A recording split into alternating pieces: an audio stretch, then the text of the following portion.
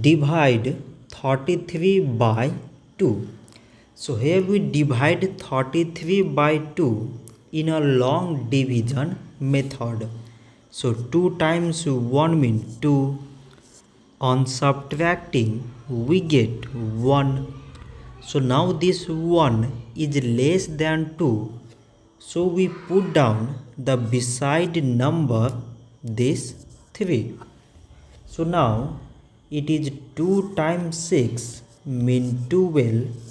On subtracting we get 1. So now again 1 is less than 2 and there is also no beside number. So we put here decimal so that we can keep here 0. So 2 times 5 mean 10. On subtracting we get 0. So 33 divided by 2 we get 16 decimal 5. So this much for today and thanks for watching.